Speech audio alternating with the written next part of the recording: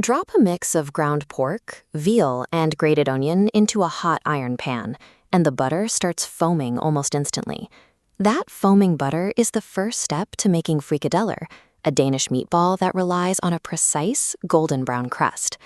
Recently, an engineering team asked an AI named Chef Freya to write a recipe. An ingredient list is easy. The engineering team needed the AI to write a compelling narrative introduction, explain the physical culinary techniques at play, and weave in accurate historical context. When an AI writes software code, you can run a deterministic test to see if it compiles. But when an AI writes a story about the smell of browned butter, the output is subjective art. Measuring whether one piece of creative writing is superior to another requires an entirely different approach. The studio faced a common engineering dilemma. They were upgrading their generation pipeline from the Claude 4.6 model to Claude 4.7. To justify the migration, they had to prove the newer model was actually writing better recipes.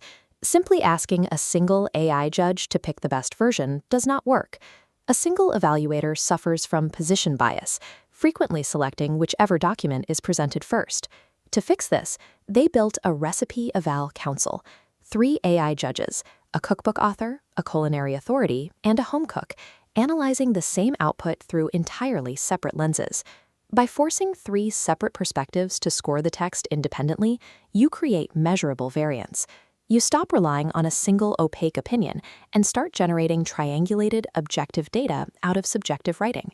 In round 1 of the trial, the 3 judges evaluated the 4.6 and 4.7 Frikadeller recipes in parallel. They could not see each other's work. The model identities were hidden, and they scored every criterion on a 1 to 4 absolute scale. The initial results came back split.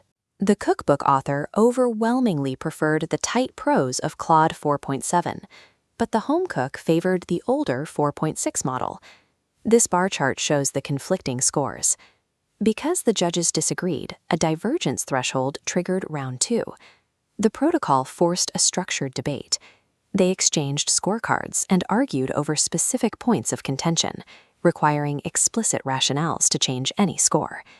This friction is exactly what the system is designed to create. Finding out exactly where 3 experts disagree tells the engineers which elements of the recipe are highly subjective. During the debate, the home cook pointed out a crucial detail in the older 4.6 recipe. Instead of offering generic advice, its chef tips explained the actual physical mechanisms of cooking, like how resting the meat allows flour to absorb liquid so the patty holds its shape. Faced with this evidence, the cookbook author conceded. It admitted to underweighing the value of those tips and mathematically revised its score upward. The culinary authority went even further. Persuaded by the density of the sensory cues and the peaching mechanics, that judge completely flipped its overall vote to favor the 4.6 model. With all 9 revisions logged, the council tallied the final averages on this digital scale. The older Claude 4.6 scored a 25.0. The newer Claude 4.7 scored exactly 25.0. It perfectly balances. To break the deadlock, the system relied on a pre-established rule. When a tie occurs, the cookbook author casts the deciding vote, since the final product is ultimately a piece of written prose. Claude 4.7 took the victory by a razor-thin margin. But stopping at that binary win-loss record ignores the most valuable data generated by the trial. The detailed diagnostic logs showed the 2 models did not tie because their outputs were identical. They tied because they excelled at completely opposite creative tasks. This document diagram illustrates a metric called cross-field coherence. If the older 4.6 model mentioned using sparkling water to lighten the meat in the introduction, that exact same technique is visibly linked across the chef tips and instruction steps.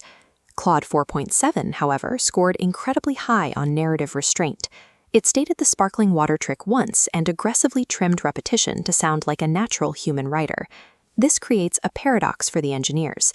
Improving the AI's restraint naturally damages its ability to reinforce instructions.